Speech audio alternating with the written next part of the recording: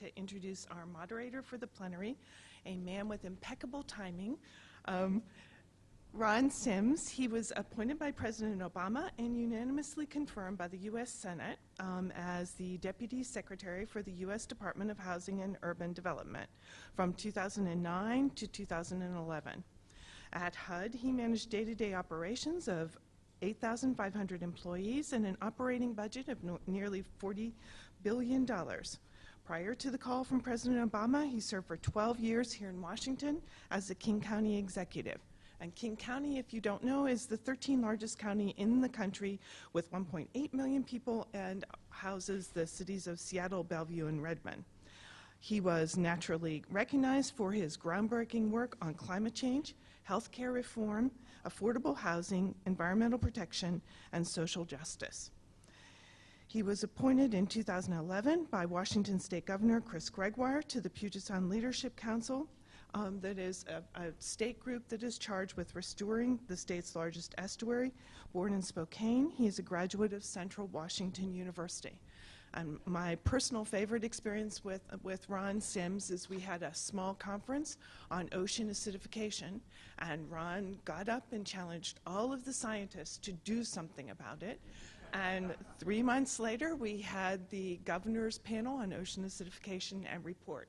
So he is a person who makes things happen. Welcome.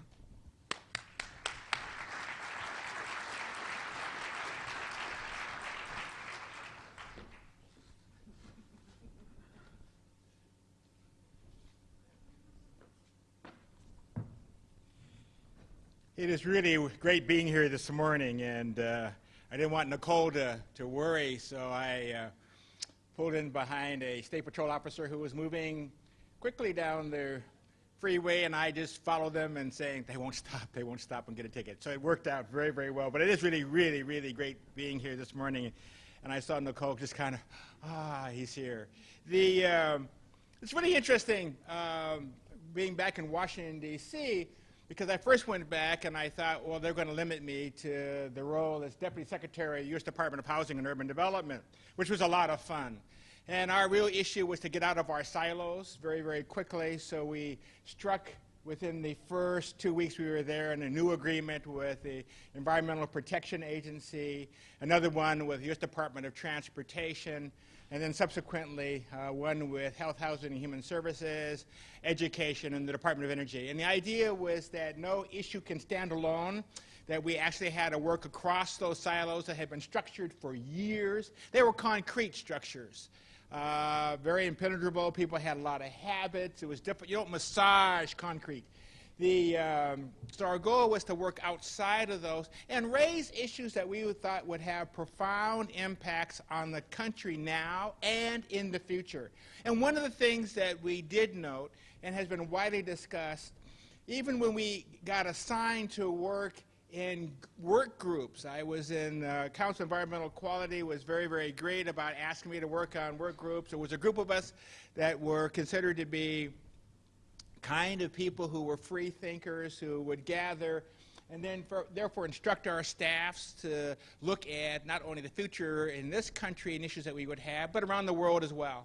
And one of the things that was very obvious to all of us is that nearshore environments are changing very, very, very rapidly. Matter of fact, at light speed.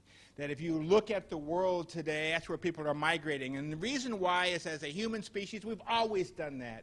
We've always managed to feel freer and safer the closer we are to an abundance of water and natural resources. And the real issue is, can you choose which one is more important? The governor, when I got back from my tenure at HUD, I loved HUD. My family did not move, so living on the East Coast when your family's on the West Coast and arriving every 3 weeks at the Alaska Airlines at 8:30 and then leaving on Alaska Airlines at 2:30 means I felt like a visitor, and my family began to treat me as one. So it came a time where I wanted more permanence in my life and a relationship. So I moved back to Seattle.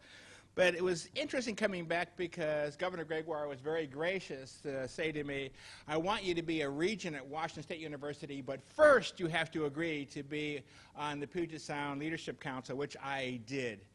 It's interesting, I have green credentials, and people just assume that, and rightly so, that my issues were what things are affecting the biological vibrancy of the Puget Sound, what can we do about it, what kind of land use measures, what kind of things should we be thinking about, how can we, after years and years and years and years and decades of neglect, recover the sound. So people just looked at me intuitively and said, Ron Sims really wants to go back to a period of time that we had far more trees on the Sound, and we had all these other more natural functioning systems.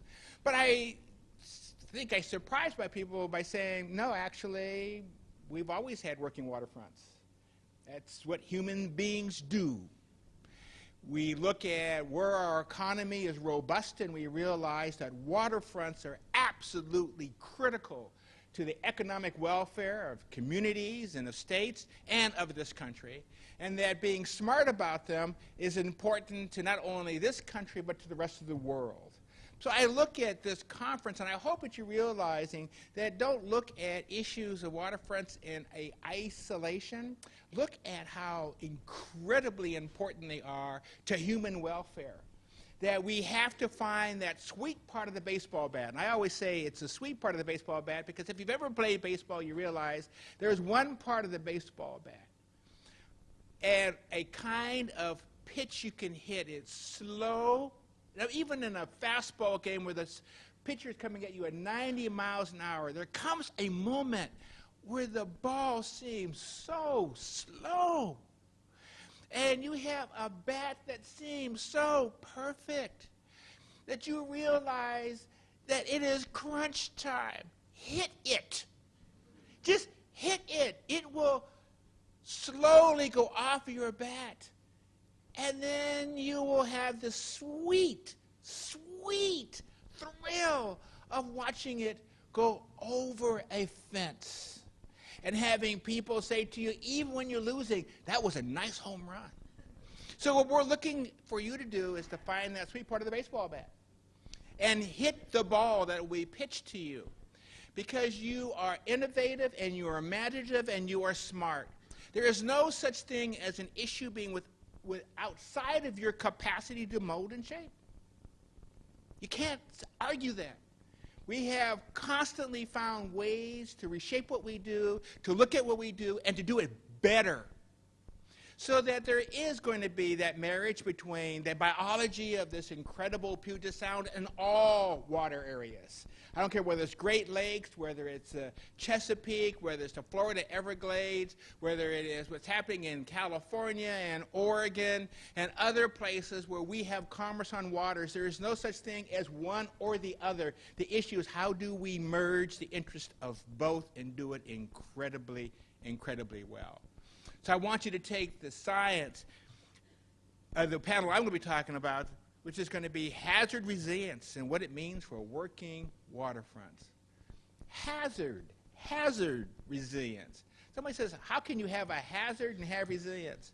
Well, in fact, you can have hazards and you can have resilience. The issue is to be smart, both to prevent them, to mitigate them, and in the end, figuring out a way to restore. That's the challenge they have, but you have smart people, and all of you are. I was walking in downstairs very calmly, trying to catch my breath and rethink, because you're going to have these great speakers. And I was looking at all of the sessions you're going to be having today that are now posted on the rooms downstairs. I would say, whoa, this is a lot of heavy. You guys use words that I don't understand. They're spelled with length and all of that. And I was going, these are really going to be fascinating. I always tell my kids that to look at something you don't understand is the session you need to attend. Don't attend what you already know. Attend what you can learn from. We're going to have a panel that come up in just a few minutes. And I want to, and there's things I'm going to ask them to do. They're going to quickly introduce themselves, although I'm going to introduce them as well. But they're going to kind of introduce themselves. But when they finish, one of the things that I don't want to do is to, because I have only had 2 cups of coffee this morning, is to actually think of questions to ask them. So on your desks, you will see a notepad. And rather than have me, who lacks caffeine, and so therefore I probably will not come to an earthly consciousness for a few more minutes, I want all of you to think of questions that you would ask them, because they are a panel prepared to do that. But I want to charge you with something. Life is short. It really is. It really is. Every day is a gift. It's to be living robustly, with enthusiasm, with interest, with excitement. You know, I always say to my kids, yes, I am the last Sims member from 1218 East 5th Avenue. I never thought that. I think everybody thought I'd go first, considering all my habits. I got hit by a car, fell out a car door in North Dakota, got hit by a car in Curtin, ran off the road in college, and I still am the last one standing. But I have a great appreciation for what life is. For what life is. I have a granddaughter who's perfect. She says the magic word, "I love you, Grandpapa," and I say the magic reply, "Yes." So when my son protested that I in fact feed her or allow her to eat ice cream and cake for breakfast, I said to him, "Yes, I did." He said, "Why'd you do it?" I said, "Because she asked for it." He said, "But you never let us do that." And I says, "But I'm not raising her." But I did subscribe to his desire no longer to allow her to have ice cream and cake. And I said to her, "I love you, Amina. I love you, Amina. Don't tell your dad what you eat." So I want her world to be better than mine. That's all I want. My grandfather got on a train with his brother at 14, my grandfather at 12, and left South Carolina on a freight train and ended up in New York. I knew of my grandfather. All I knew is that he cleaned people's homes all of his life, and he repaired things. He had 2 kids, and my father went to Lincoln University because Princeton had racial quotas when my father went to school, and so therefore they were sent to Lincoln University. And my Aunt Mary was on the team that helped invent the transistor. I remember a discussion among the 2 of them because my Aunt Mary was teasing my father by saying that he got an A- in 3rd grade, and she never tainted any of her A's with a minus. I did not follow my father's footsteps nor my Aunt Mary's of perfection from kindergarten, from 1st grade through their master's degrees, where they only got A's. But I told my father he was the greatest man I'd ever met. He says, "Your grandfather was the greatest man you ever met." He said, "Your grandfather saw his role as preparing a household where his kids' lives would be better and that they could aspire." So all of you in your tasks are not just a task for today, and the gift you've been given of life today is not just for today. It's to dream about a world that will be better for your grandchildren if you have them and if they are to come, so that they will look back and say, life is good. They will have new challenges. The people who will be on this panel today are going to be Eric Holdeman, who's a principal at Eric Holdeman and Associates. And Eric, come up. I've known Eric for a very, very long time, when he pulled together all of the activities that made King County one of the best jurisdictions in the United States prepared for an emergency of any kind. And he trained us and trained us and trained us. And I used to say, I am tired of being trained about emergencies. Then I had to go back to the federal government and say, you need to talk to Eric Holdeman because you guys are doing it wrong. But he is absolutely stellar in his work. We have Bill Needelman, senior planner, City of Portland, Maine. And I'd like for him to come up. We have Steve Goldbeck, Chief Deputy Director of San Francisco's Waterfront. And we have Senator Kevin Ranker, one of my really favorite senators, but maybe I'm not supposed to politic from up here, but he is really good.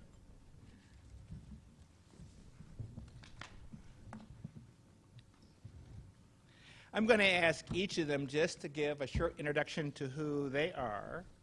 And then what I'm going to ask them to do is to give, to respond to the question of what are we going to do with hazard reduction. And then they can ask each other questions as well. They can feel free to do that. And then I'm going to ask all of you to actually write questions that I can ask them so people will think I'm smart. Okay. I will start off with, I have a deep admiration for elected officials. I no longer want to be one. As my wife said, after 25 years of being in office and having absolutely no privacy and being owned by everybody, that it was time for me to think of something else to do, like family. So but although I think my kids called me an annoyance. They always said my best gift I ever got from them was a Christmas card that said, "To our dad, who was always there whether we wanted him there or not." But it is a noble profession, and it always is refreshing when we can have people like the mayor who is here, who is my favorite mayor in all of the United States. I used to brag about her all of the time. And so we have a mayor here today and a state senator here today who exemplify, I think, the very best of being a public official. Senator. Thank you very much. Can you guys hear me okay if this is further away? Okay, great. I'm Kevin Ranker. I'm a Washington State Senator. I represent Northern Puget Sound, the incredible ports of Anacortes and Bellingham, and more waterfront than any other district in the state, mainly because I represent the San Juan Islands, so every single nook and cranny up there is waterfront, which is also, by the way, just a sidebar, our nation's newest national monument. I'm incredibly proud of that. Thank you, President Obama. For about 20 years now, I'm not sure when it was I became middle-aged, but I've been doing something for 20 years. I've been working on coastal and ocean policy, everything from fisheries policy to waterfront management to conservation to research. And for me, about 15 years ago, I kind of found this niche, which was this combination of economic development and prosperity in coastal communities and conservation, and how can we combine those? And that's really been my almost exclusive focus for quite some time. Until we lost the majority this year, I was chair of the committee responsible for all marine and coastal issues in the state. And I also, in that committee, was responsible for all energy and natural resource issues. And I actually had difficulty turning around and realizing that there was something behind the beach. I'm usually standing on the beach looking outward. And it was difficult for me to all of a sudden be responsible for forestry, for instance, when that was not my passion or niche. But what I realized, and has been mentioned by the previous speakers, is it's all connected, and it's connected intrinsically, and it's something that we have to focus on. Those watershed connections for conservation, those land-sea connections for environmental issues, but also those critical economic drivers that are related between, yes, I don't care if you're in the wheat fields in Kansas, you still have an impact and are impacted by decisions on the coastline. So I'll stop it there and make some comments in a bit. Next for a 1-minute introduction, and then what they're going to do is they're going to come up, because some of them have presentations and give presentations, but I want you just to give a glimpse of who you are. Bill Needelman. Thank you, Mr. Sims. My name is Bill Needelman. I'm one of the senior planners for the city of Portland, Maine. And when Nicole asked me to join the plenary and she mentioned who else would be up here, I said, "Really, Nicole? You do know what I do for a living." And so I feel very thankful for being, really an on-the-ground, close to the implementation level participant in this conference. And I think that that perspective that we can bring as local officials to a national conversation is valuable, and it's one that we just are thrilled to be able to provide. My practice in Portland with the City of Portland has given me the privilege of working on the waterfront and with waterfront planning issues in the town that I was born, in the town that my parents were born in, and 3 of 4 grandparents were born in. And that perspective allows that concept of change to really seep into my practice. And we've always, as a family, had connections to the islands and the waterfront in Portland. And it's a true privilege to be here and to be speaking on some of my experiences in Portland. Thank you. Steve Goldbeck. Thank you, Mr. Sims. Excuse me. Excuse me. Delighted to be here. I am the Chief Deputy at the Bay Commission. I'll talk more about that in a minute. But I'm a regional planner by training.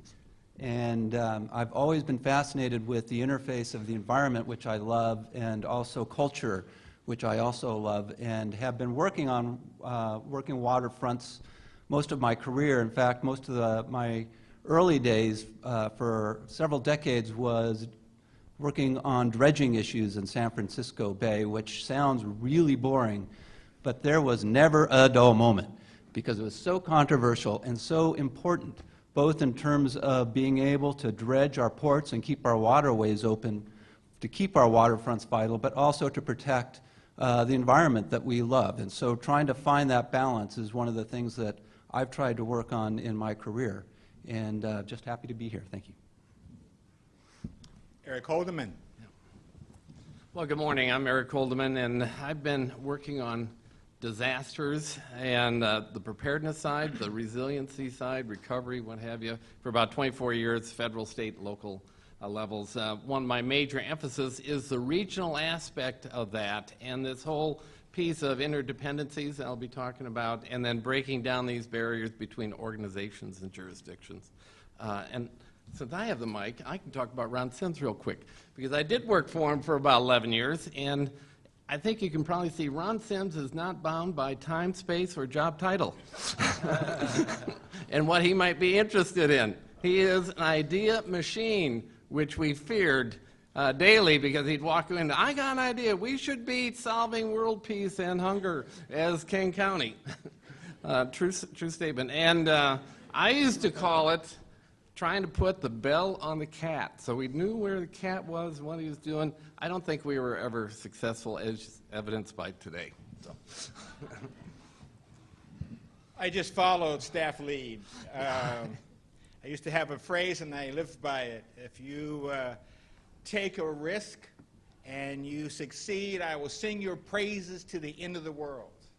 And Eric was being very humble when he asked us to build a brand new emergency facility. And I said, why would we do that? The existing one seems just fine. It's cozy, a little frail. That's kind of the antique quality to it. And we ended up building this remarkable facility. So I want to thank him for his incredible leadership. But if you take a risk and you succeed, I'll sing your praises to the end of the world, I used to tell people. If you take a risk and you fail, I will applaud you to the end of the world. But if you take no risk at all, I was going to make it your most miserable workday. Because we are a people who constantly adapt and explore and take risk and do not say anything's impossible. We achieve on a constant basis. That was the environment I tried to create. Now, there were times when things didn't go as well as I would like them. So I used to tell staff, is it just going to hurt when I hit the bottom of this abyss? I mean, is it going to really hurt? They would say, no, we'll have pillows and mattresses and cushions for you. And then when you hit the bottom, you said, okay, let's climb to the top of the mountain again. And that's what we are going to ask you to do. Not be perfect, but to take risks, to think outside of the box and do glorious things.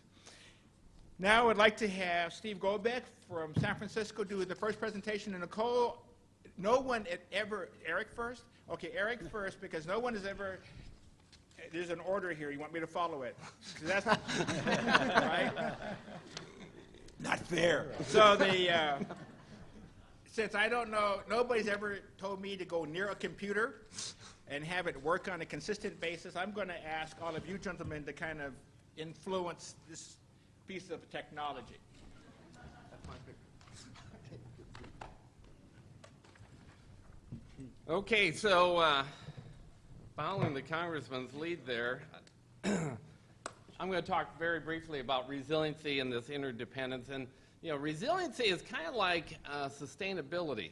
A lot of you are planners around, and it took a long time, and perhaps a debate still is going on about what is sustainability in that. Resiliency is the same thing. I think we're having a tough time figuring what does that mean. So I'm going to talk to the lowest common intellectual denominator present in the room, and that's me. So we have, for a long time, I think, been prevention focused. Building things, and this is a steel rod, stronger, higher, be that a dike, a levee, a seawall, whatever it is, to try and contain, in many respects, nature from a natural disaster standpoint. And so this is a steel rod, and with enough pressure and force, of course, we could bend it, break it, just like the Japanese tsunami wall that they built for the maximum credible event they thought could happen in Japan. You know, they thought they had the strongest thing possible, yet it failed. It broke. So resiliency, then, is the idea that we don't have to necessarily be strong. You know, we can be able to spring back, you know, to a better future. But resiliency isn't itself a solution. I think we actually have to have think about resiliency in a stronger way, something that returns not to, and I've been looking for a different type of spring to do this, but not to the present state, not where we are today, but to a better tomorrow, a different tomorrow. And that's very difficult, just given federal laws and regulations. A lot of it's all driven by going back to where you were already. And that necessarily wasn't a good place to be to start with. So the United States, if you haven't figured it out, is focused on short-term thinking. I was thinking about this because I saw a gravestone flash up on my screensaver. My great-great-grandmother was born in 1833, 7 years after Thomas Jefferson died. My great-great-grandmother. We are not that old as a nation. We think in our lifetime. Every disaster, go watch it on the news. They'll have some old codger on there saying, I lived here all my life and I've never seen anything like this. But from a geological, climatological perspective, it's a blink of an eye for our lifetime. You know, we talk about 100, 500-year floods. In the Netherlands, they're planning for 10,000-year floods. Can you imagine going to Congress and saying, we need to plan for the 10,000-year flood? You know, it's not in our culture. I think it's part of being American and only having a 300-year history for that. The complexity of our society. You guys are out there.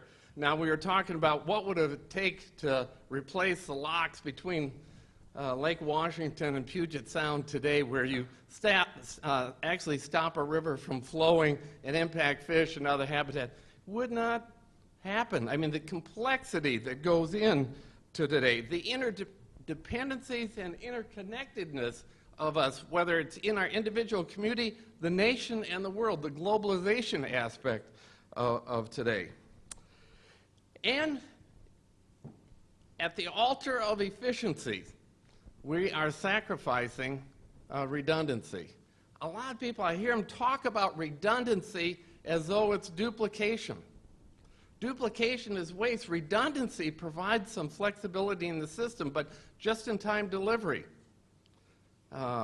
Lean and mean aspect to it has taken out the robustness, and we really have a very fragile system, whether it's the maritime system or any other system that's functioning today, it's fragile. And I would just like to touch on the fact that, you know, collaboration is the big word today. Be careful when you use that word collaboration. We're replacing the words information sharing, coordination, partnering with the word collaboration. I see it with the feds. No offense, former Fed. I was a Fed once. You know, they say, we want to collaborate with you. No, they don't. They just want to tell you what they're going to do. So let's be frank, you know, with what it is. It gets us in trouble, doesn't it, when we use the wrong word there? So know whether you really want to inform somebody, this is what I'm going to do. You don't give a rip what they're going to do. Or I want to coordinate with you.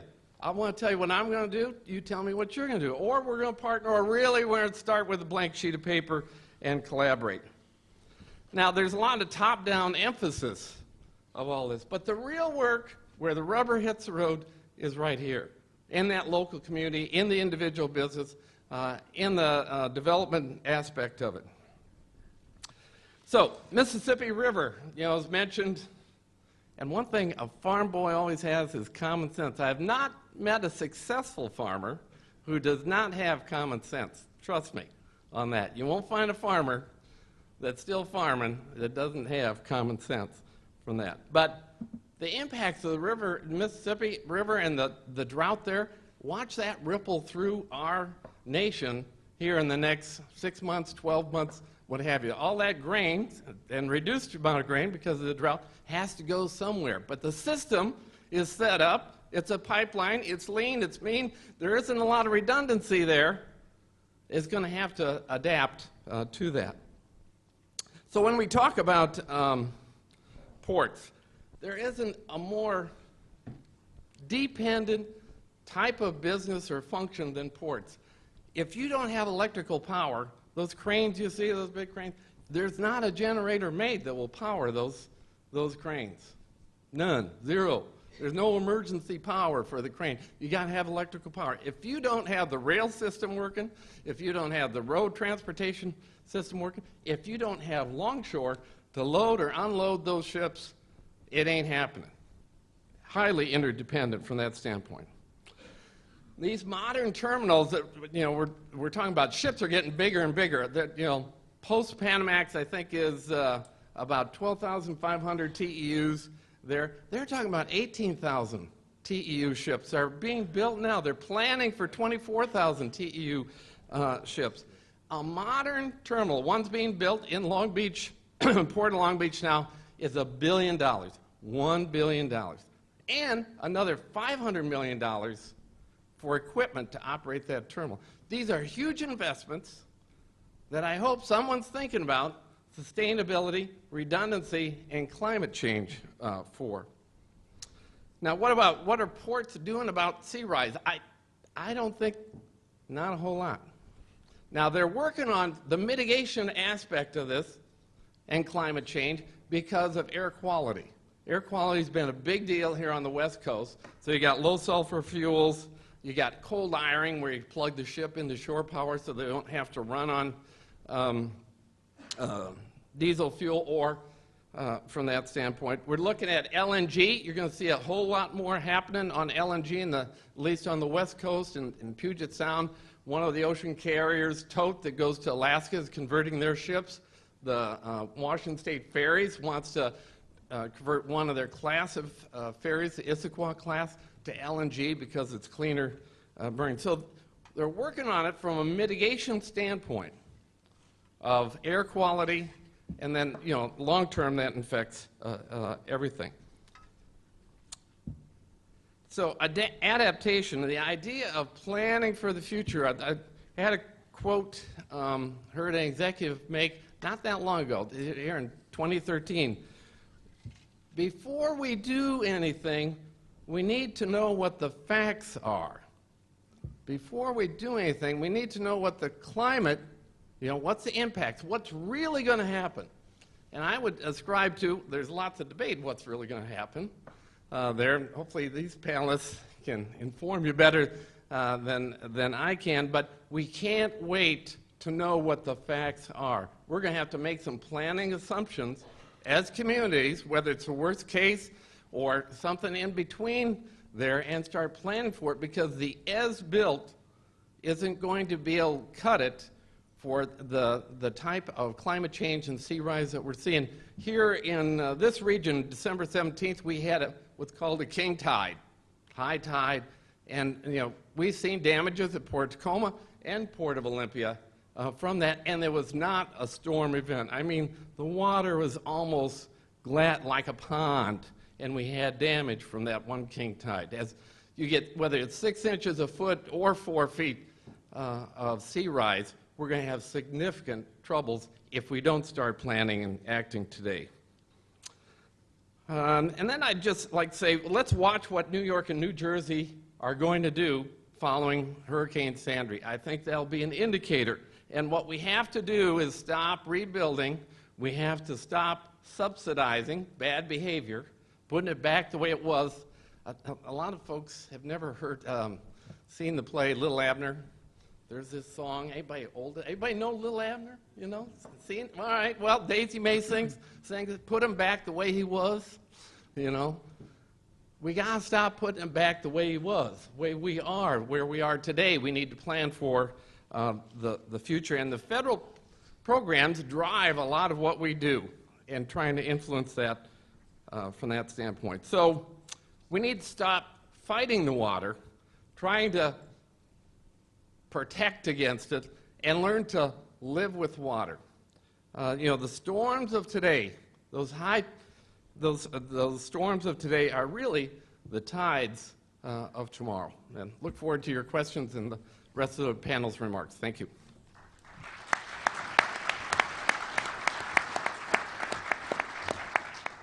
One of the things that the group of us who were working in CEQ recommended was that we develop adaptation plans for every federal agency. And we finally arrived in an agreement between NOAA and NIMP. It's NOAA and actually everybody. NOAA agreed, NASA agreed, and so did DOD, as to the level of glacial melt around the world. And we developed maps based upon their agreement. So we can tell you with incredible accuracy today what's going to happen to any waterway and any waterway with incredible accuracy. And the federal government has released it. The president's getting some pushback from Congress, but science is what science is. Those maps are what maps are, and you should avail those if you haven't used them, because there are some cities that did not and have been surprised that their most recent investments on adaptation will be inconsequential on surge. I'd like to now introduce Bill Needelman.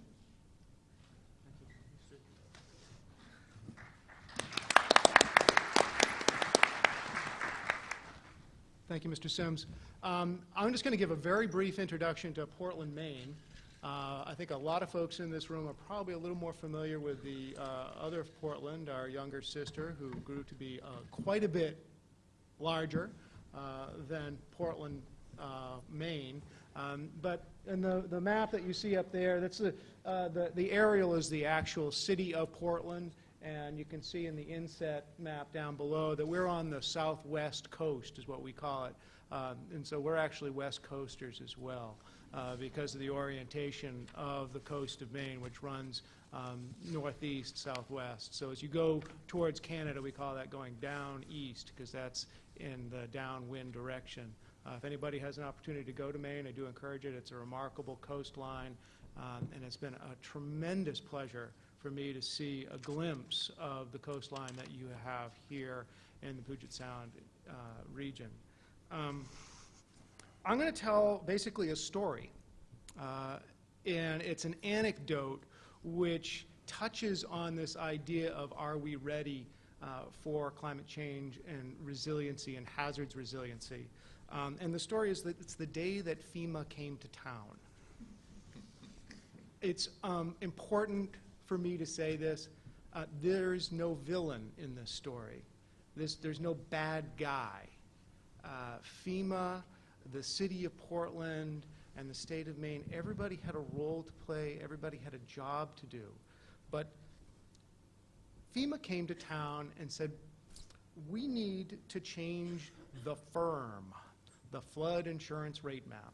And many folks here know what that is, but it's essentially the regulating tool that determines if you're in a floodplain, if you're out of a floodplain, and what insurance rates you'd need to pay if you actually are do want to get flood insurance. One of the important things to know about the firm is that if a local government does not adopt it, your community may not participate in flood insurance program. This is what we like to call the big stick. It's very important for our communities to be able to participate in a critical insurance program. And the federal government produces the maps, and periodically, in this case every 30 years, the map has been revised. And FEMA, to their credit, to their absolute credit, is updating what had been maps done on paper with very little information other than the lines themselves 30 years ago on what was probably the best available topography and water level information available, but certainly not up to date. And they have applied a new digital model that they are now attempting to apply nationwide. It's a daunting task, and I believe that Portland was one of the beta communities. We're one of the early communities. And we're going to go, here's the peninsula of Portland. This is where our downtown is, and you see those wonderful finger piers. Most of those are privately owned piers. And the new firm map came out, and those piers had always been in the floodplain. Most of them are out over the water. But the floodplain changed from being a still water plain to a velocity zone. The V. You don't want to be in the V. The V is where the big waves are. The V is where damage happens, especially according to the FEMA regulations. And our local floodplain management laws say you can't build out over the water in a V zone. It's dangerous out there. And you can't reinvest in existing infrastructure past a certain percentage of its value because it's dangerous out there. And we're looking at our harbor, and it's our entire working waterfront is in the V. And we're left with a choice. The process that FEMA establishes is that they provide draft maps. There's a period of time to comment on those maps. You can provide additional information. And then either the FEMA will change the maps according to that new information, or they'll just tell you to adopt the maps as they were provided. And we didn't know what to do. Our property owners, private property owners owning commercial piers on the waterfront that we had always required remain largely in working waterfront use, they were upset. The city government, who owned significant facilities along the waterfront, which were now at risk for not being able to invest in these piers, were upset. And it put us in a situation where we needed to fight the map in order to be able to create resilient infrastructure, because the infrastructure will only be resilient if we invest in it. And the law, our own local ordinance as required by the federal government, that you can't reinvest significantly in this infrastructure. And in the end, many hydrogeologists were hired. They put their kids to college, they bought boats, went on golf vacations. The FEMA was extremely gracious and reasonable in the light of new information, more detailed modeling, acceptance of the fact that the bottom conditions in a rocky shoreline are different than they might be in the Carolina coast. And a very detailed conversation resulted in amended maps that put the majority of our harbor back in the A zone, based on science, based on a better methodology. And in the end, it was a very long, a very painful, and at times uncomfortable conversation. and it went exactly the way it was supposed to. This was the design of the system. Revised maps, period for comment and new information, and then either a re-amendment or acceptance. But in the end, we don't have more resilient infrastructure. It took a couple years. It took a lot of money. We didn't make a lot of friends. We were termed climate change deniers. And I use this as an anecdote that to say that, well, collaboration may not be everything it needs to be. We do need to have a common goal and a common set of values around this concept of hazards resiliency, where property owners, as regulated by their local governments, as regulated by their state governments, as regulated by their federal governments, have a common understanding of what the goal is. And it's not disinvestment. It's investment towards more resilient infrastructure and communities. And I really look forward to the conversation that we're about to have. Thank you very much.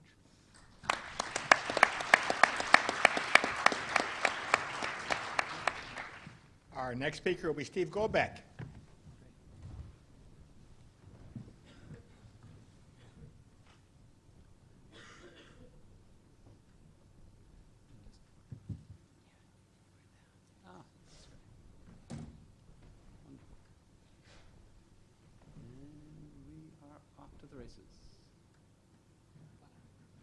Thank you so much. It's really a pleasure to be here today. And I was asked to give a regional example of how we are responding to climate change and sea level rise in San Francisco Bay Area. So I will proceed, but this thing isn't working, so let's try this. All right, so here we are, the San Francisco Bay region, 7 million people strong and the largest estuary on the west coast of the Americas. But it's actually a third smaller than it was at the time of the gold rush, when this was a sleepy little village of Yerba Buena in what's now San Francisco. And we started filling right about then when the ships came with the gold seekers, and they all abandoned the ships, and the ships were left there and got filled in and became downtown San Francisco and the working waterfront today of San Francisco. And that process accelerated, so we got better tools, bigger equipment, until at the end of the 50s, the Corps of Engineers showed a map of San Francisco Bay region that told us what it would look like if all the filling of all those areas susceptible of filling were indeed filled in. And the people of the region rose up and said, we don't want to live around the San Francisco Bay River, and formed the Save San Francisco Bay movement, which led to the creation of the agency that I work for, BCDC, to control the filling to fill that needs to be in the bay, to provide more public access to the shoreline, and to develop the shoreline in ways that are appropriate. And we've built a lot of very, very appropriate and beautiful and hardworking structures in the bay.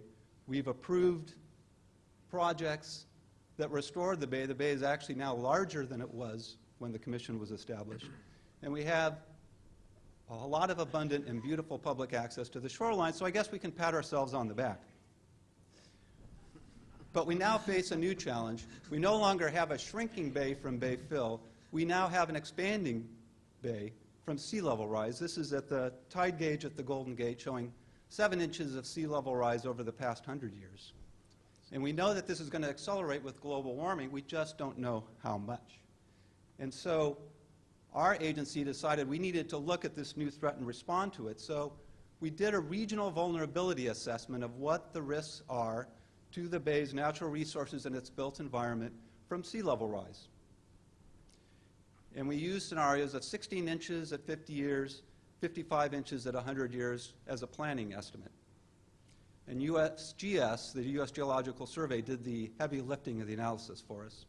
And it showed that over hundreds of square miles potentially are inundated from sea level rise, including, by the way, the airport that got me here, even at 16 inches, including a lot of people's residences. Over 250,000 residents living today in the San Francisco Bay would be at risk of flooding with all the hospitals and things upon which they depend.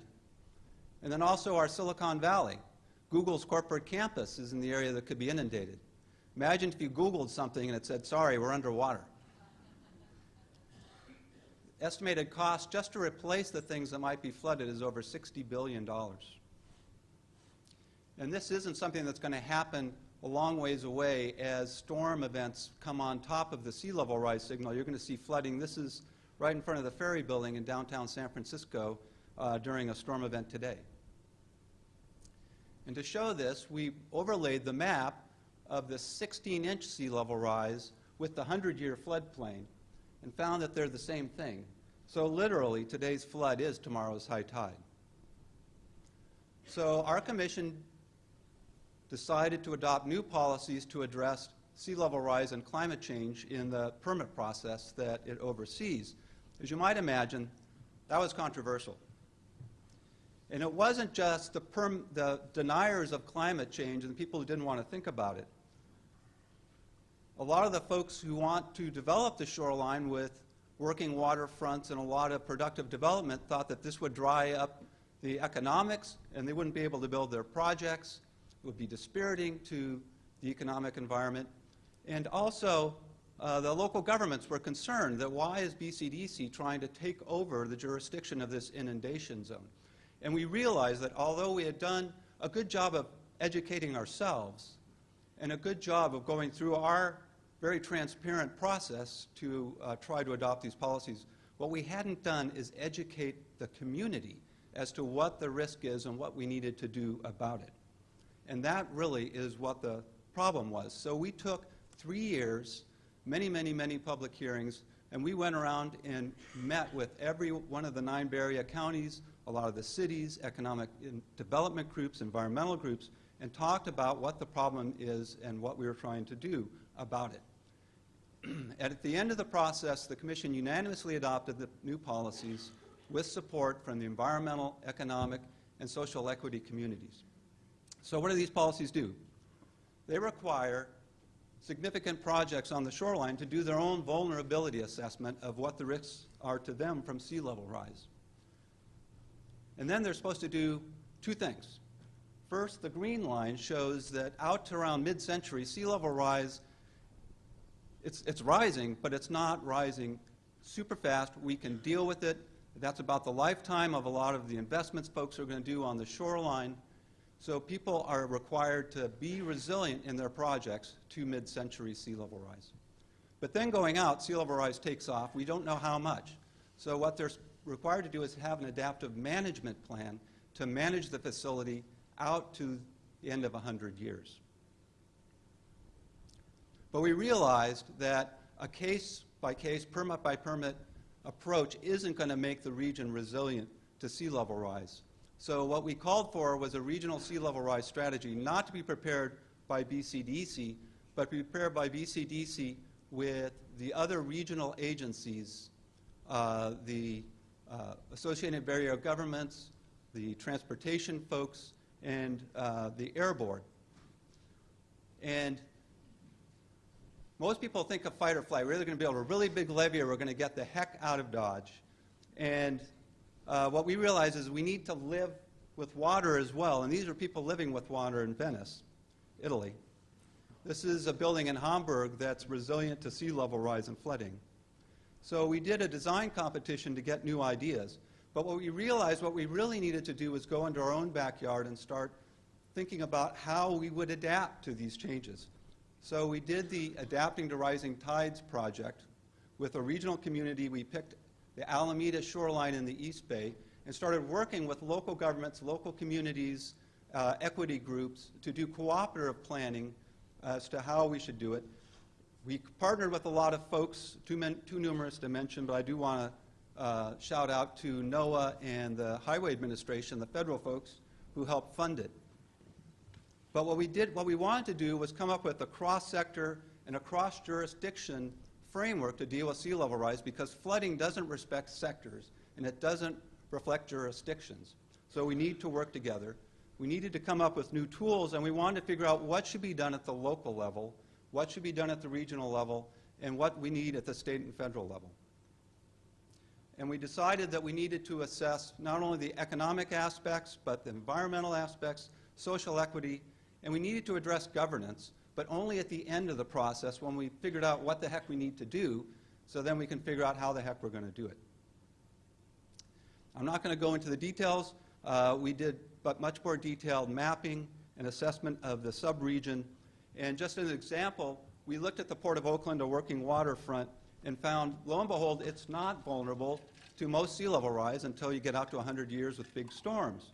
But what we did find was that the rail access, as mentioned earlier, and a lot of the highways into it are going to be underwater. And the other regional ports can't take over their facilities even if they were resilient. And I couldn't help but have a real-world example, the first slide you'll see at the conference from Superstorm Sandy, of railroad tracks meeting a lot of water. And I just love this porta potty. How did that get into the middle of the picture? I mean, how convenient. So right now what we're doing is working with our local folks, not telling them what to do, but working with them to come up with community-based adaptation strategies of how to deal with these issues. For the port, the first step is really going to be to reach out and start working with the transportation folks, the rail folks, the highway folks, the local folks who have control of the roads, to come up with an approach even of how we're going to come up with adaptation planning that's going to make us resilient going forward. And what we're going to do is take these tools that we're designing, this palette of adaptation measures, to prepare our regional adaptation strategy. And in closing, I just want to say that that sounds really audacious and difficult, and it's going to be. We figured the planning could take over $20 million, not even to build anything.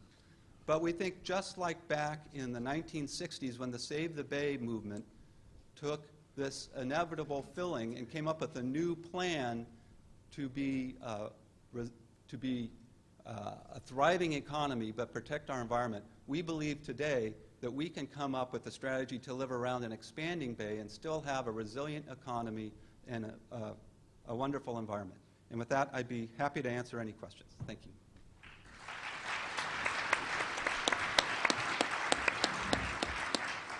Adaptation models are very, very important. I'll tell you two stories pretty quickly. When I was back in Washington, D.C., there was a group of us that were on the adaptation task force, 5 of us. And one of the things that we did in terms of working through the agreements with the satellite agencies and having their atmospheric scientists and physicists and everybody else agree to the level was to say that we had to count storm surge. I never forgot that. And so something very minor, HUD actually builds, finances public housing. And so we had a city in Texas that was going to locate housing in an area that we said would be destroyed by storm surge. Not just sea rise, but storm surge. And we fought them and we said, no, we have a map and we're going to follow that map and we are not going to put people in harm's way. And the other aspect was I remember asking the tough question, and I said to, in the middle of this meeting, I said, I just saw the maps. Somebody explain New Orleans because it just kind of goes, the Gulf goes into it but not out of it well. And I think it's important to acknowledge the importance of where you're going to make investments now.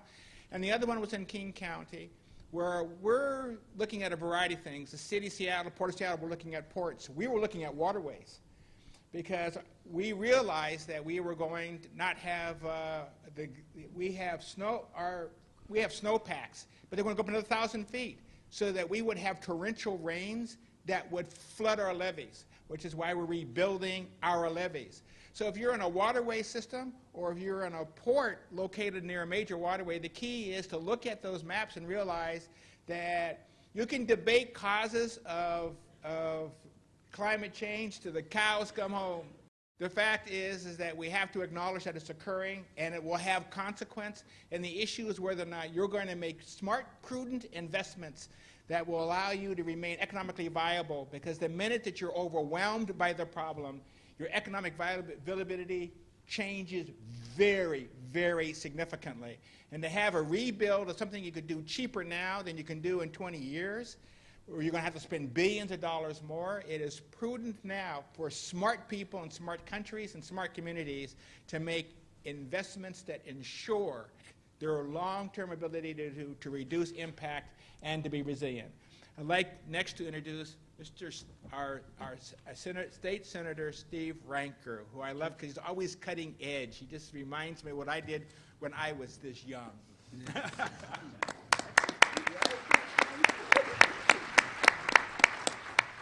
I was giving Ron a hard time for calling me Steve. That's classic. You owe me. I do. For a long time. I do. Just on a personal, is Lisa Cobb in the room? Where is Lisa Cobb? I heard her name mentioned earlier. All right, Lisa Cobb's from Oregon. She's amazing. And when one of you sees her, tell her I said hello, because I haven't seen her in years. So in the spirit of Ron Sims, I didn't do anything close to my assignment, and I wasn't planning on talking about disaster resilience really at all, but I think that there's a little bit of a connection between what I actually want to talk about, which is looking at everything we want to do through a political lens and disaster resilience, because that actually does come together very clearly. And Mayor Strickland, you spoke about in your typical amazing way, frankly. I think you are an incredible mayor, and Tacoma is lucky to have you. But you spoke about the vision for our working waterfronts needing to be inclusive. And I think that is absolutely key. When we think about, well, let me back up. So I am, so as a politician, I'm supposed to say I'm a conservationist. I'm not an environmentalist. Screw that. I'm a staunch environmentalist. I want to do everything I can to protect our natural resources and the jobs that depend upon them. I want to do that because I have also a perfect little daughter. My daughter is perfect. And I also grew up on the beach looking out. And I want to do everything I can to make sure not just my daughter, but everybody's children and grandchildren love and enjoy the natural environment. And so when we look at our working waterfronts, we often think about the industrial side. We should also look at the recreational side, the commercial side. But my point with being a staunch environmentalist is, you know, we talk a lot in the environmental field about things that are endangered. Well, I would say that our working waterfronts are endangered, significantly endangered. We are going around losing industrial working waterfronts, and we're not going to replace those. We are looking at industrial waterfronts that you think if that gets restored, first of all, you could spend billions of dollars trying to restore an industrial waterfront, and you're never going to get it back to an ecological level that is significant. What we should do is spend that money to protect natural, I don't believe anything's really pristine anymore, unfortunately, but natural shorelines. But then what we should do is keep our industrial and commercial waterfronts as economic drivers for our communities. And I say that as a staunch environmentalist. This is something that is critical. We have got to come together and look at jobs versus the environment. No. It's jobs equals the environment. So let's talk about a couple of different types of working waterfronts. One are incredible ports like the Port of Tacoma, but because I represent the northern Puget Sound, let's talk about the Port of Bellingham or the Port of Anacortes with industrial working waterfronts that are critical. And then you also look at that recreational level. This is a real number, I think. I mean, I'm a politician, so never let the truth get in the way of a good story. So more of you should have laughed at that. Maybe that's just sad. I don't know.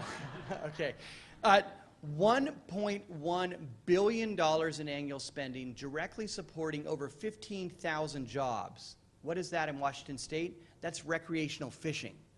Recreational fishing supports $1.1 billion in annual spending and over 15,000 jobs. If that were an individual company, we would be bending over backwards in Olympia to find a new tax break for them. But because it's fractured between thousands and thousands of individual different jobs and individuals working on the waterfront, we don't look at it that way, but we must. And we must consider that when we look at our commercial, industrial, working waterfronts, because they not only support the huge, incredible commerce and activities internationally from Washington State and elsewhere, but because I'm elected here, I don't really care about you guys. But in Washington State, they support that, but it's also those mom and pop jobs, and they're very real. The other thing that our industrial commercial waterfront support that we don't often think about is conservation. and research and education. And if we think there aren't jobs in conservation, research, and education, we are missing the boat, frankly. There are significant jobs. And let's, I want to dive into quickly a few bills, pieces of legislation here in Washington State, 2 of which are still alive and 1 of which is dead, thanks to somebody on the other side of the aisle. The first one I want to talk about is a piece of legislation that we're trying to move forward here that looks at restoring and doing restoration of toxic sites. So back to the idea that many of those commercial and industrial waterfronts, I don't believe we should spend the billions of dollars to try and turn them into something natural since they were devastated 100 years ago or more. But there are sites where we can do a significant ecological upgrade. And frankly, where we must do a significant ecological upgrade because those sites are toxic because of activities that we did a long time ago. And so it's not about finger pointing. It's not about saying, you know, ASARCO or somebody else, you're on the hook, although we do that too. It's about saying we need to clean them up so our communities are healthier and so we can redevelop those sites. And importantly right now, particularly in the economic situation we're just beginning to come out of, we're talking about jobs. So years ago, the voters of Washington State, in their brilliance, passed the Model Toxics Control Act, which puts a tax on first possessors of toxics coming into Washington State, generates money. This year there's $287 million, I believe, in that account. That account is set aside for, when we don't sweep it for something else, set aside for cleaning up toxic sites. Today there are 60 sites that are, I hate the term shovel-ready, but we'll say shovel-ready, within 2 to 24 months that could employ thousands of people. And we're talking about cleaning up toxics. We're talking about making our waterfronts cleaner so that they can be reutilized as either industrial or commercial, or for God's sake, maybe you want to make a park and allow people to walk along the waterfront in some of those areas too. All of these things can come into play, and they're critical for our communities. And most importantly, they're critical economic drivers. And so we have the opportunity. And so what we're trying to do now with some legislation is fix the permitting process on that. It's very complicated to decide when something's clean when you're talking about some of the toxics we're talking about. But at the same time, the Port of Bellingham brought to my attention a few years ago, it took them 9 years to get a permit. The money was there, the people they wanted to hire were there, yet it took 9 years for the state to say, okay, you're blessed, go forth and clean it up. So what we're trying to do is streamline that a little bit. And I think that's really important to consider because nationally we have so many sites that need to be cleaned up. And there are jobs, very real, good-paying jobs that can do that. And so it's not, when we look at our commercial and industrial waterfronts, it's not just what can they be utilized for in the typical sense as far as commerce, trade, recreation, what have you. But let's look internally at what jobs we can create. And you're going to hear me say jobs at least 37 times this morning. What jobs we can create doing other really, really good things. Now, I also want to talk about Mayor Strickland's comments about the vision for how inclusive we need to be in our waterfront. So Washington State is the #1 producer of shellfish in the nation, and borderline, maybe I keep going back and forth with Bill Dewey and Bill Taylor, maybe the world. I mean, we produce a lot of shellfish here, and it's incredible. And it's an incredible economic driver. It's also a cultural thing that we got involved in a long time ago. We have generation after generation doing this. And so that isn't necessarily the sort of working waterfront or the commercial or industrial waterfront you'd think of when you look at an aquaculture farm, but it's absolutely critical and employs hundreds and hundreds of people in Washington State. Another one that you don't think of as necessarily a working waterfront, because half the time it's underwater, we have cranberry bogs in Washington State that are critical, which is why I have these up here. So when I walked in, so I don't know how I ever got elected in Washington State. You had 2 cups of coffee. I haven't done caffeine in 12 years. This is me without caffeine. You guys can imagine. Woo! So I drink a lot of orange juice. So I love orange juice. So I walked in. We have Ocean Spray, an incredible company here in Washington State. Yet, I'm sorry to do this to you. We have Tropicana orange juice. Ocean Spray makes really good orange juice, but we flew ours in with a carbon footprint from Florida this morning. So I can put up with that because Ocean Spray obviously doesn't get their oranges from Washington State, right? I think they're California. These are Florida. Anybody here from Florida?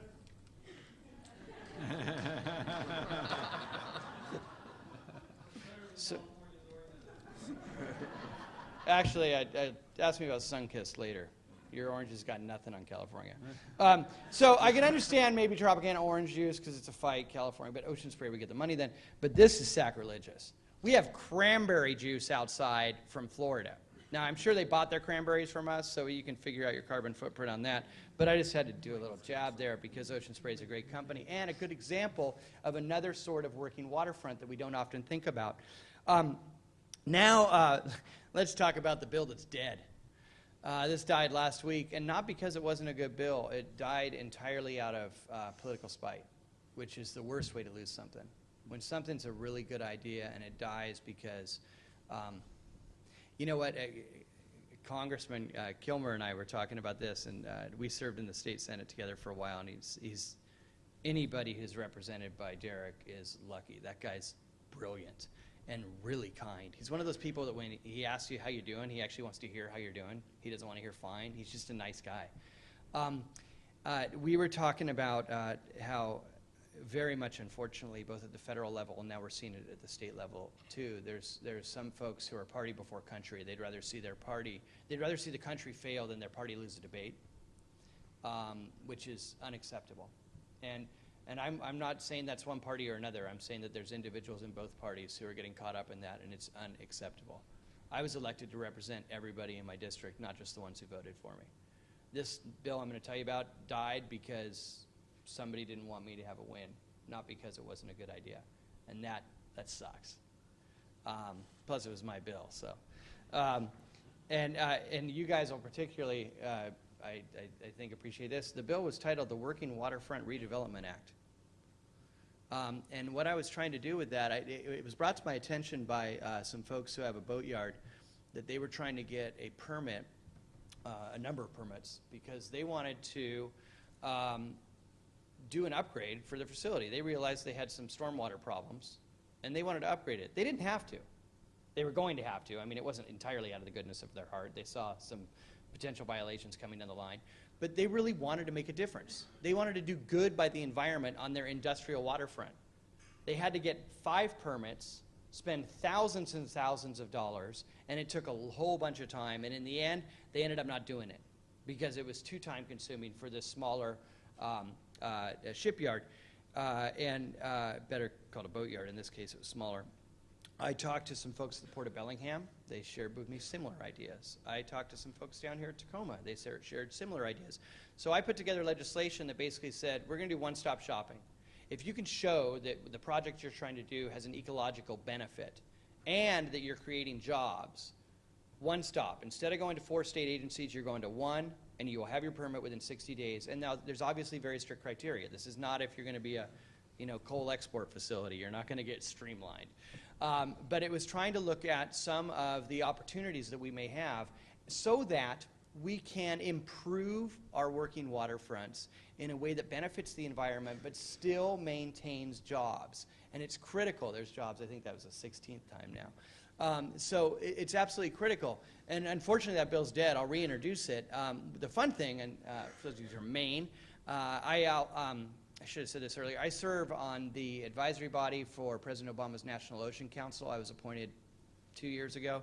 I also am in the past chair of the Coastal States Caucus, which is an organization that represents coastal state legislators from every single coastal and Great Lakes state in the country. In wearing those hats, I travel a lot, and I work with other legislators from other states. I recently had a legislator from Maine. I have one from Florida. I know you guys are, yeah, they do some stuff down there that's good. A senator from Florida, state senator, as well as one from Maryland approached me about this working waterfronts bill and potentially replicating it. The ideas of, okay, how can we do this? And it's remarkable how similar our state laws are with regard to permitting. And it's not remarkable at all because we all have to be consistent with the federal. So, our local Shoreline Management Act has to be consistent with the Coastal Zone Management Act, blah, blah, blah, blah, blah. So all those things are similar in different states. So what we started is this dialogue, 1 minute, yeah, right. What we started is this dialogue around not just working waterfronts, but what I said in my very first intro of this idea of how can we combine, coastal conservation in a way that really makes our communities resilient, our coastal communities, and makes them places where we want to be, while still having critical economic drivers continue. And that dialogue is happening amongst many of us at the state level in several different states, and it's exciting. Also, Alaska, Oregon, and California are very involved in that dialogue. I'll move on. The last bill I wanted to touch on with you guys, which is still moving forward, and I have faith will be passed with the budget, is one looking at addressing ocean acidification. And many of you may say, well, what's ocean acidification? Maybe you don't. This looks like a pretty bright crowd. But the connection between ocean acidification and our working waterfronts is very clear, particularly when you look at the shellfish industry. We've lost hundreds of jobs in Washington State due to ocean acidification already. Taylor shellfish is in a serious discussion of, how can we stay here if we can't deal with this? Maybe we should go to places where it's not as active. But at the same time, Taylor shellfish and the industry has really stepped up. And we recently, with past Governor Gregoire, created the Blue Ribbon Panel on Ocean Acidification to come up with recommendations. This legislation looks at advancing some of those recommendations, advancing some of those ideas, making sure we can get in front of this very important impact that's coming to our shorelines and impacting right now our mainly shellfish aquaculture, but all the scientists we're working with are saying every hardshell species. So what does that do to our crab harvest, which is huge in Washington State? What does it do in other states? Again, now we're having conversations with California, Oregon, Alaska, Maryland, Maine, Massachusetts. Are all involved in dialogue saying, okay, how can we replicate some of the ideas coming out of Washington State and get in front of this? We're also actively in conversations with CEQ and NOAA at the federal level saying, okay, how can you partner with us? How can you help us advance this? So we have legislation moving on at the state level. We also have discussions with our federal and tribal partners, which are critical, to try and address this. And those are examples of things that are critical to our waterfronts that we may not be thinking about as far as a working waterfront issue. And so in closing, Ron, you spoke about merging interests on our waterfronts. And what was interesting for me when I started thinking about the three pieces of legislation I'm actively working on or was working on this legislative session, which, by the way, I apologize, I'm going to have to run because I have to debate a climate denier in 40 minutes in Olympia. When I was thinking about these three pieces of legislation, it really does bring together these different merging interests. And I think the biggest thing that I would say on a political level is that if we're going to protect our endangered working waterfronts, we must look at it through a political lens. And that means we must consider what matters in my district, what matters in another politician's district. We are selfish, and we want to protect our districts. And so what matters in my district? I got a lot of shoreline. My industrial waterfronts matter. At the same time, though, I want to create jobs. And every single politician in the world, probably, but in the nation particularly, wants to create jobs. It's critical. And so we've got to tie together not just why the working waterfront is important, but why it matters for other reasons, jobs, the environment, and so on. So with that, I will say thank you for having me very much, and have a great day.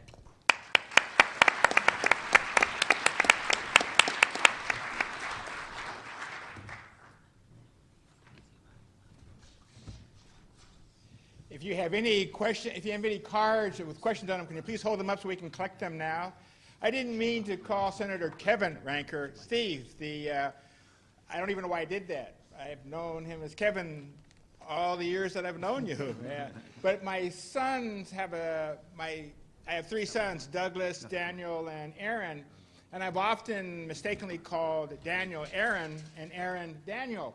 So Daniel said, Dad, can you officiate my wedding? I said, yes.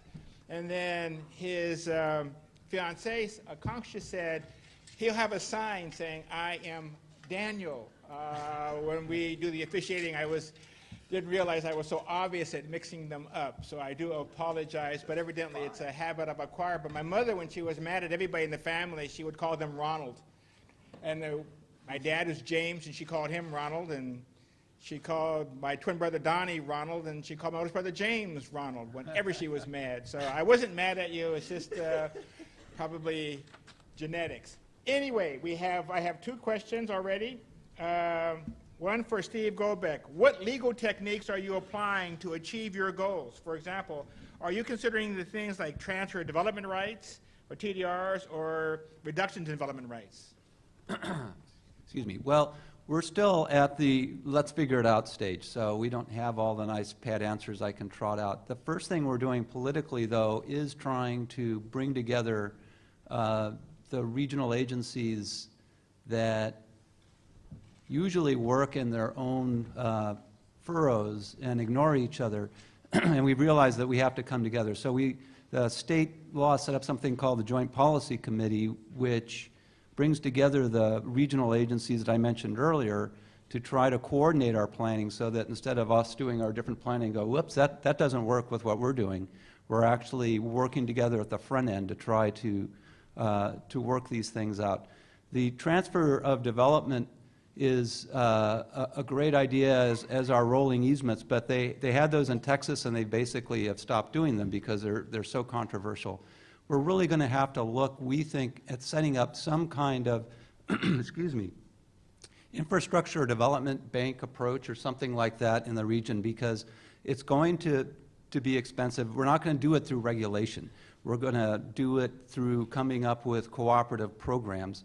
And so that's what we think is the more fruitful approach. But again, as I said before, our governance has to come at the hind end. We really have to figure out what our challenges are before we figure out what the mechanisms are to implement them.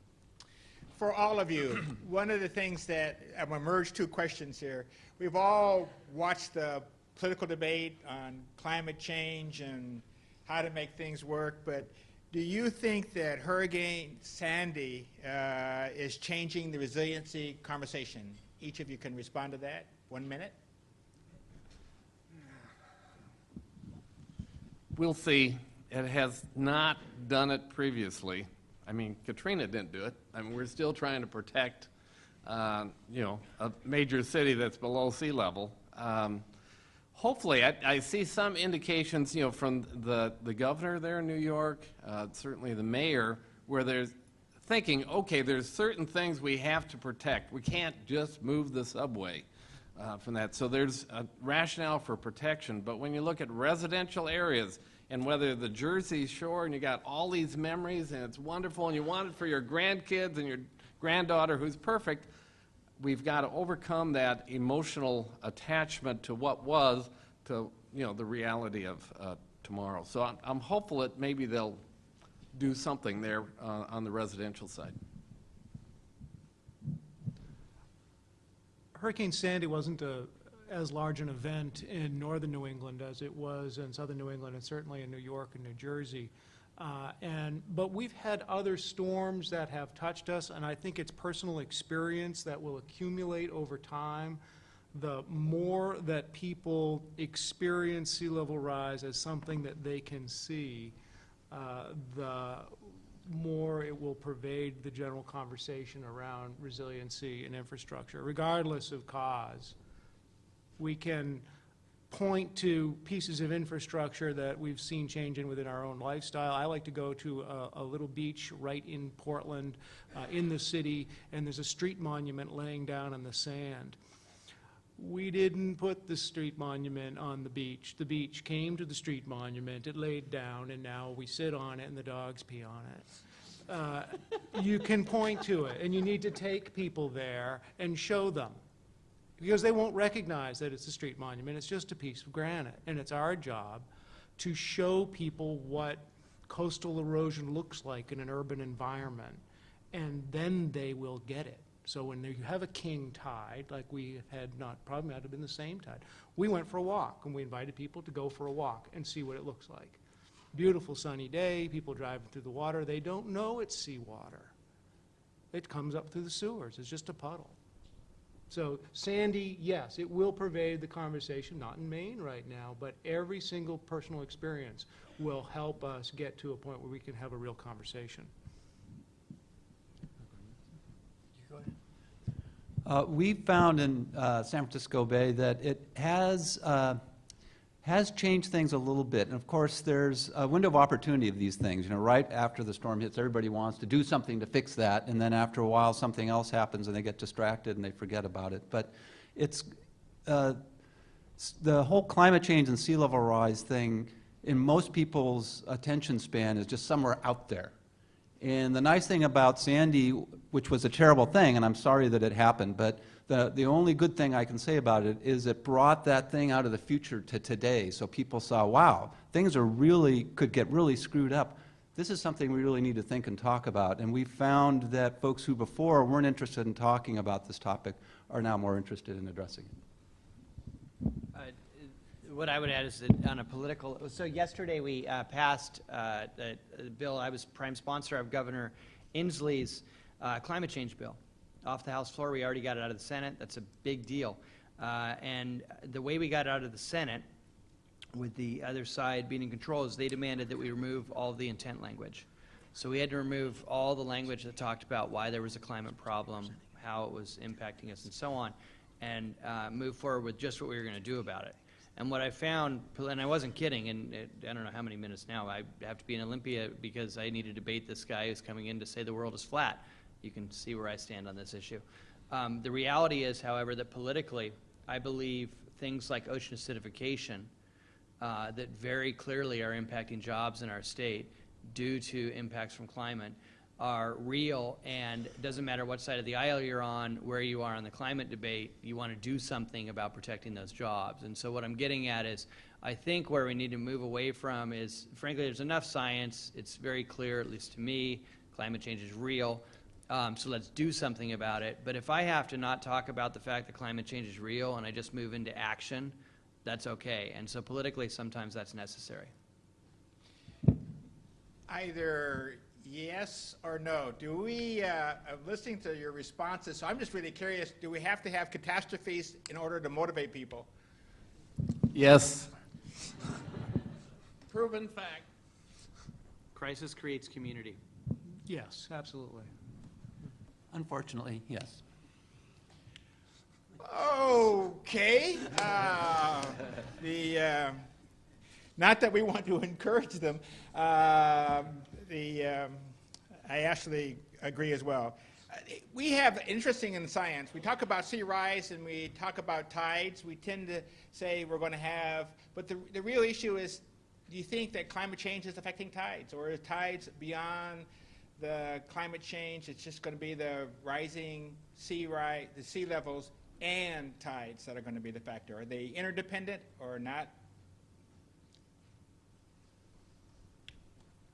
We're experiencing higher levels of the water, and the amplitude of the tide is probably swinging a little higher as well, the highs and lows. But in general, the water is going places that it didn't used to, both in storms and on a daily event.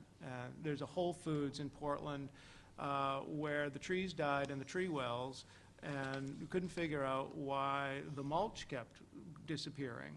It's because it floated away, regularly. Don't want to get wonky, but we did actually have modelers who came in and looked at how sea level rise would change the tides in San Francisco Bay, and found that some of the tides would be higher, but the main thing that would happen is, because of the higher sea level, you're going to get bigger waves, and the wave fetch is going to increase. And that was one of the main things they saw in their modeling. But the real impact, of course, that most of us are going to see are the storm events. When a big storm comes in, or you have a king tide and you have a storm on that sea level rise signal, that's when you're really going to see the big impacts. And the interesting thing is some of the work we're doing showing that the impact may be less on the shoreline with the waves coming in, but more that the storm water can't get off the land. And so you can build a nice big seawall to protect yourself, and the water just comes right up through the storm drains and floods you from inside. Something to look forward to.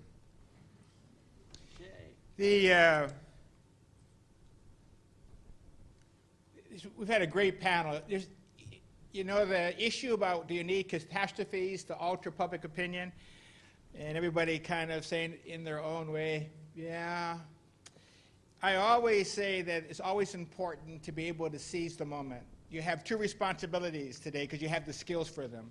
One is that we'd like to avert those, but the issue is to do as much as we can to prepare for them, and then to be able to act quickly on them, and then to put as much prevention now as possible. So your task is pretty easy. You got to change the attitudes of your citizens, of your future generations, and of humankind generally. Other than that, but no, if you think that's impossible, shame on you. You're skilled. You're skilled. You're skilled. And you're smart. And you've been given this gift of day not to retire and not to hide your talents and your skills. You've been given this gift of day to do remarkable things. And in closing, I have 3 sons who I have loved. I've loved them all their lives. I have liked them more recently because they're financially emancipated, I think. But the one thing that my oldest did is he asked me, I remember getting a letter from his school that said, "Dear Mr. Sims, thank you for volunteering to be the parent chaperone on the Mount Rainier climb." Mount Rainier is 14,000 feet. It stands out there majestically. You're taking in 1/3 less oxygen than you're taking in right now in this room. So you walk and deliberately take a breath. And I remember telling my wife when I got the letter from his school, I said, "Look what the sadist did to me this time." I learned a lot on that mountain. I learned that the young men's views of young women were wrong. Young women don't climb up mountains, they fly up mountains. And that young men can handle heavier loads, and that people my age know, literally and figuratively, that mountains are conquered one step at a time. But the joy of Mount Rainier, its exquisite joy, the coldest, sweetest, soul-felt fresh air you will ever breathe, a horizon that has no end, the ability to touch every star at night. The joy of that mountain was the lesson I learned. Everybody counts on a rope team. You're as strong as the weakest member, and you are as fast as the slowest member. Everybody counts. In this room is an exquisite team. So when you go to your sessions, do not sit next to somebody who you already know. Introduce yourself and learn to build the rope team of the participants in this room with different life experiences, different challenges, different values, but brought together because it is time for us to make sure that our kids have better lives and that we're safe, and that our economies will continue to grow. America that has not been a world power, America that is the youngest superpower in history. We've only been a superpower since World War II. We are a new culture. If we wish to be a culture of the 21st and 22nd centuries that is outstanding, that people want to be like, that people see innovation and joy, then you have a lot of work to do, but we can do it. We can do it. So thank you very much. We'll end this session. I want to thank the panelists. We give them applause for all their work.